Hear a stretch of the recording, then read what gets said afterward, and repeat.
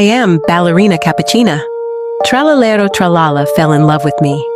He gave me flowers, followed me around, and told everyone we were dating. But we weren't. Then he says Bombardiro Crocodilo got jealous and attacked him. Wrong. Bombardiro Crocodilo came to talk to me, not fight. And then guess who shows up? Tung, tung, tung, sahur.